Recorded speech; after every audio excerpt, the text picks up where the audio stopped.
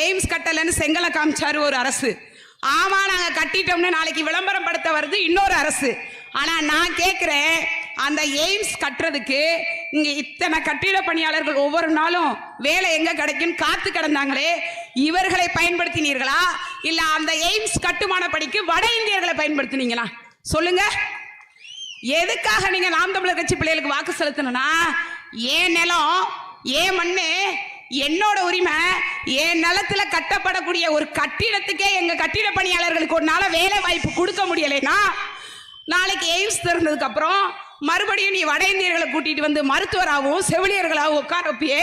அப்ப கொரோனா காலத்துல உயிரை படைய வச்சு இங்க வேலை செய்த தமிழ் இனத்தை சேர்ந்த மருத்துவர்களுக்கும் செவிலியர்களுக்கும் சேர்த்துதான் நாம் தமிழர் கட்சி பிள்ளைகள் தொடர்ந்து போராட்டம் பண்ணிட்டு இருக்கோம். ஏங்க அவங்க சொல்றதெல்லாம் திராவிட மாடல் திராவிட மாடல்னு கொஞ்சம் சிந்திச்சு பாருங்க. நீங்க கேரளால போய் இது என்ன அரசு அப்படின்னு கேட்டா இது கேரளா கவர்மெண்ட்னு சொல்லுவாங்க.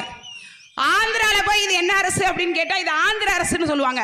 ஆனா தமிழ்நாட்டில் மட்டும்தான் இந்த போகுது அரசு போக்குவரத்து கழகம் திருநெல்வேலின்னு போட்டு போகுது. என்ன அரசுன்னு கேட்கிற துணிச்சல் நாம் தமிழருக்கு மட்டும்தாங்க இருக்கு. உனக்கு தமிழ்நாடு அரசுன்னு சொல்ல கூட உனக்கு தெம்பும் திராணி இல்லையே. ஊழல்ல ஊறி போய் கிடைக்கீங்களே.